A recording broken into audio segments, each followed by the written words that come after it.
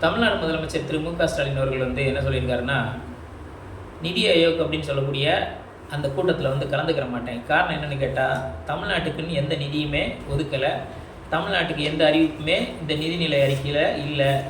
அப்போது ஒட்டுமொத்தமாக அவங்களுக்கு ஓட்டு போடாட்டா அவங்களுக்கான நிதி கொடுக்க மாட்டேங்கன்னு சொன்னால், எங்ககிட்ட இருந்தானே அதிகப்படியான நிதியெல்லாம் எங்கள் வரி வழியாக நீங்கள் வசூலிக்கிறீங்க அப்படிங்கிற அடிப்படையில் அவர் என்ன பண்ணுறாரு, தனக்கான உரிமையை கேட்டு தான் என்ன பண்ணுறாரு, அவருடைய அந்த வேண்டுகோளை வச்சுருக்காரு. அப்போ அந்த நிதி ஆயோக் கூட்டத்தில் பங்கேற்காததுக்கு காரணம் என்னென்னு கேட்டால், இது எங்களுக்கான உரிமை, இதை கொடுக்கறதுக்கு நான் உங்கள்கிட்ட கெஞ்ச முடியாது அப்படின்னு தான் அவர் அதுக்கான ஒரு விஷயத்தை ஒன்றிய அரசுக்கு புரிய வச்சுருக்காரு. ஆனால் இங்கே இருக்கக்கூடிய அண்ணாமலை போன்ற தற்குறி தம்பிகள்லாம் என்ன பண்ணுறாங்கன்னா, அதெல்லாம் புறக்கணிக்கக்கூடாது, நீங்கள் போய் அவங்ககிட்ட போய் கேட்கணும், மக்களுக்கான என்னென்ன தேவையோ அதை அவங்ககிட்ட கேட்டு பெறணும் அப்படிங்கிறப்ப, இங்கே கடந்த காலத்தில் சென்னையிலையும் திருநெல்வேலி தூத்துக்குடி போன்ற மாவட்டங்களில் வெள்ளம் வந்துச்சுலாம். அப்போ அதுக்கான நிதி யார்கிட்ட கேட்டாங்க, ஒன்றிய அரசுக்கு தான் கேட்டாங்க. அங்கே இருக்கக்கூடிய அந்த ஒன்றிய குழுக்கள்லாம் பார்வையிட்டுச்சு. அப்போ அந்த நிதி என்ன வரைக்கும் கொடுத்துருக்கான்னு கேட்டால் கண்டிப்பாக கொடுக்கவே இல்லை. ஆனால் அதுக்கப்புறமா எந்தெந்த மாநிலத்துக்கெல்லாம் வெள்ளம் வந்துச்சோ அவங்களுக்கான நிதிகள்லாம் கொடுக்கப்பட்டிருக்கு. ஆனால் ஒட்டுமொத்தமாக தமிழ்நாடு புறக்கணிக்கப்படுது அப்படின்னு சொன்னால், இவங்களோட முக்கியமான அஜெண்டா என்னென்னா, இவங்க நமக்கு ஓட்டே போட மாட்டாங்க, இவங்களுக்கு நாம் எந்த விதமான திட்டங்களையும் செயல்படுத்துறதுக்கு என்ன செய்யக்கூடாது, அனுமதிக்கக்கூடாது, நிதியும் கொடுக்கக்கூடாது அப்படிங்கிற அடிப்படையில் இந்த ஒன்றிய பிஜேபி அரசு இருக்குன்னு சொன்னால், இந்த ஒன்றிய பிஜேபி அரசு ஓட்டு போட்டவங்களுக்கு மட்டும் நீங்கள் பிரதமர் கிடையாது. அப்படிப்பட்ட ஒரு பிரதமராக நீங்கள் இருக்குன்னு சொன்னால், கண்டிப்பாக இந்த பிரதமர் வேலையை விட்டுட்டு நீங்கள் என்ன பண்ணலாம், உங்கள் சொந்த காசுலேயோ உங்கள் சொந்த நிதியில் இருந்தோ இப்படி எதாவது கொடுத்தீங்கன்னா அப்படிப்பட்ட ஒரு முடிவு எடுக்கலாம். ஆனால் இங்கே இருக்கக்கூடிய ஒட்டுமொத்த நிதியும் யாரோடது, எங்களுடைய வரிப்பணம். எங்களுடைய வரிப்பணத்தில் தான் நீங்கள் இங்கே எல்லாருக்கும் ஒவ்வொரு மாநிலத்துக்கும் பிரித்து குடிக்கக்கூடிய ஒரு வேலையை செய்கிறீங்க. அப்படிப்பட்ட ஒரு பிரித்து குடிக்கக்கூடிய ஒரு வேலையை செய்கிறவங்களே இப்படி பாரபட்சமாக நடந்துக்கிறீங்கன்னு சொன்னால், நீங்கள் ஒரு தலைமைத்துவத்தில் இருக்கிறதுக்கு அருகதை உள்ளவர்களா அப்படின்னு கேட்டால் கண்டிப்பாக அருகதையற்றவர்கள நபர்களாக தான் இருக்கிறீங்க. அப்போது மக்கள் பாதிக்கப்படும் போதெல்லாம் அதை பார்த்து கண்மூடி வாய்ப்புத்தி இருக்கக்கூடிய ஒரு ஒன்றியத்தில் ஒரு பிரதமர் நமக்கு வேணுமான்னு கேட்டால் கண்டிப்பாக நமக்கு அப்படிப்பட்ட ஒரு பிரதமர் தேவையே இல்லை அப்படின்னு தான் நம்ம தொடர்ந்து சொல்லிக்கிட்டு இருக்கோம். ஆனாலும் நம்ம துரதிருஷ்டவசமாக இந்த வட்டமும் என்ன பண்ணியிருக்காப்புல, மோடி தான் தன்னுடைய அந்த சிறுபான்மையை பலத்தை வச்சுக்கிட்டு இன்றைக்கி ஆட்சி அமைச்சிருக்காரு. அப்படிங்கும்போது இப்போது அந்த நிதிநிலை அறிக்கையிலையும் நம்மளை என்ன பண்ணுறாப்புல, தொடர்ந்து புறக்கணிக்கிறாப்புல. ஆனால் இதை போய் நாம் இன்னும் திரும்பவும் போய் கேட்டு பெறணும், அந்த நிதி ஆயோக் கூட்டத்தை பாய்காட் பண்ணக்கூடாது அப்படிங்கலாம் பேசும்போது, கடந்த காலங்களில் இங்கே இருக்கக்கூடிய டிஎம்கே அரசு என்ன பண்ணியிருக்குன்னு சொன்னால், தனக்கான உரிமைகள் எல்லாமே எப்படி கேட்டு பெறணும் அப்படின்னு சொல்லி சட்டப்பூர்வமாக தான் என்ன பண்ணியிருக்கு, அதை கேட்டு வாங்கக்கூடிய ஒரு சூழலில் தொடர்ந்து கேட்டு வாங்கியிருக்காங்க. அப்போ அதுக்காக சட்ட போராட்டம் நடத்திருக்காங்க. அதுக்காக என்ன பண்ணியிருக்காங்க, உரிமைகள் குறித்து அங்கே போய் பேசியிருக்காங்க.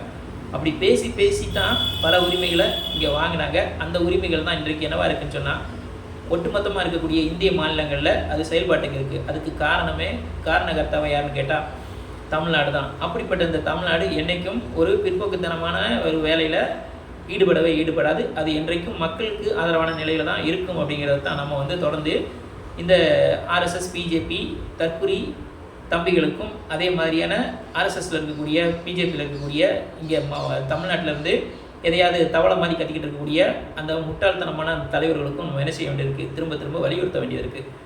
அதனால் இங்கே இருந்து என்ன செய்யக்கூடாது, எங்களுக்கான நிதியை நீங்கள் எடுத்துக்கிட்டு அதை நீங்கள் அப்படியே வச்சுக்கக்கூடாது. எங்களுக்கு என்ன பங்கீடோ அந்த பங்கீடை நீங்கள் திருப்பி கொடுக்க வேண்டியது உங்களுடைய தலையாய கடமை அப்படிங்கிறத தமிழ்நாட்டு மக்கள் சார்பாக திரும்பவும் நம்மளும் என்ன செய்ய வேண்டியது இருக்குது, ஒன்றிய அரசுக்கு நம்ம வலியுறுத்த வேண்டியது இருக்குது.